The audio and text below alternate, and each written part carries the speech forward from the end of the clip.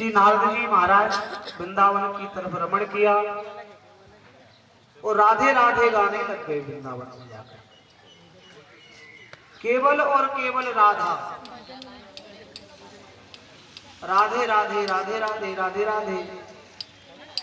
अब तो नारद जी महाराज ने भी इस नाम को इतना गाया महाराज कि इसी में रम गए। राधे राधे राधे राधे राधे राधे।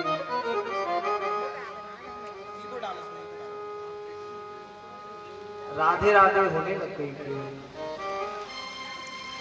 लेकिन जैसे ही आगे नारद जी महाराज जाने लग गए, एक कौतुक देखा, एक चमत्कार देखा। क्या देखते हैं नारद जी महाराज कि एक युवती, एक जवान स्त्री वृंदावन की धूल में, रज में बैठी हुई है, लेकिन उसकी गोद में दो वृद्ध बालक हैं, दो वृद्ध पुरुष लेटे हुए हैं। लेकिन नारद जी महाराज तो अपनी मस्ती में हैं, उन्हें क्या करना। राधे राधे कहते हुए नारद जी महाराज जाने लग गए। लेकिन आज उस स्त्री ने श्री नारद जी महाराज को आवाज लगाई, भव भव साधो, भव भव साधो क्षणम तिष्ठम किम चिंतावलीयसी। हे साधो, एक बार नहीं दो बार आवाज लगाई। का हे साधो, हे साधो। नारद जी महाराज ने पलट करके देखा तो एक युवती स्त्री, जवान स्त्री, जिसकी गोद में दो वृद्ध पुरुष लेटे हुए हैं। नारद जी महाराज ने पूछा, हे युवती, हे देवी, आप कौन हो और वृंदावन में आप क्या कर रही हो? वृंदावन में क्या कर रही हो आप? और ये वृद्ध पुरुष कौन है और ये आपकी हवा कर रही है, ये देवियां कौन है? कहा, महाराज, नारद जी महाराज, मैं भक्ति मैया हूं, भक्ति मैया। कहा, ओहो, भक्ति मैया और वृंदावन में भक्ति भक्त भगवंत गुरु चतुर नाम बपये, इनके पद बंधन किए नासे विघ्न अनेक। भक्ति के लिए लोग कहाँ नहीं घूमते और भक्ति मैया वृंदावन में आकर के मिली। जिस शांति की खोज में जगह जगह फिरा, वो शांति मुझको वृंदावन में मिली। इसके लिए तो मैं घूम रहा हूं। लेकिन कहाँ बैठी है? जमीन पर बैठी है, धूल में बैठी है वो भक्ति देवी। कहा, देवी, ये वृद्ध, ये पुरुष कौन है? कहा, ये वृद्ध पुरुष नहीं है, ये मेरे दोनों बालक हैं। ये दोनों बालक हैं, ये वृद्ध हो गए, ये दोनों वृद्ध हो गए। एक है ज्ञान और दूसरा है वैराग्य। ये ज्ञान वैराग्य मेरे पुत्र हैं, ये वृद्ध हो गए। उत्पन्ना द्रविड़ देश में, द्रविड़ देश में उत्पन्न हुई, कर्नाटक में थोड़ा पली बड़ी। लेकिन संसार के ढोंग ने, संसार के पाखंड ने, कलयुग ने मुझे वृद्ध बना दिया, मुझे तो जवान बना दिया, और मेरे जो पुत्र हैं ज्ञान और वैराग्य, उनको बुढ़ापा दे दिया, उनको वृद्ध बना दिया। अगर ज्ञान चाहते हो तो ज्ञान कहाँ मिलेगा? ज्ञान की अगर खोज करना है तो ज्ञान कहाँ मिलेगा?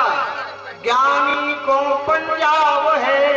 अगर ज्ञान चाहते हो, अगर किसी से शास्त्रार्थ करना चाहते हो कि हमें ज्ञान है, मैं ज्ञानी हूं, तो पंजाब चले जाओ। ज्ञानी को पंजाब है। ज्ञानी पंजाब में ज्यादा रहते हैं भैया। सबसे ज्यादा ज्ञानी कहाँ मिलेंगे? पंजाब में। ज्ञानी को पंजाब है, ढोंगी को गुजरात। ढोंगी को गुजरात, गुजरात में कोई ढोंग करके चला जाए, वही सबसे बड़ा ज्ञानी है। ज्ञानी को पंजाब है, ढोंगी को गुजरात, और मूर्ख को है मालवा, भक्ति को वृंदावन धाम है। भक्ति को तो वृंदावन धाम है। ढोंगी कहाँ बसते हैं भैया?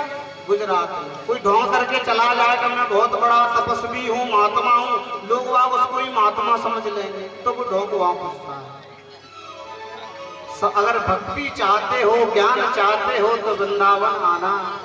एक एक पल पल से, एक एक डाल से, एक एक चीज से तुमको ज्ञान मिलेगा, वैराग्य मिलेगा, तुमको वहां भक्ति देवी मिलेगी। तुम्हारा मन यहाँ आने का नहीं करेगा, केवल राधे राधे राधे राधे राधे राधे। तो आज वो ज्ञान और वैराग्य को बुढ़ापा, ज्ञान वैराग्य वृद्ध हो गए, वृद्ध अवस्था में, जर्जर अवस्था में है।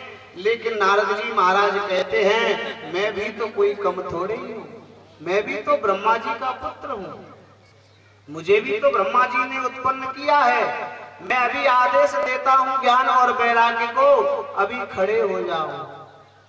लेकिन आदेश का पालन तो हुआ महाराज, थोड़ा सा खड़े तो हुए, लेकिन अवस्था, जर्जर अवस्था इतनी बढ़ गई, लड़खड़ाते हुए फिर धड़ाम से।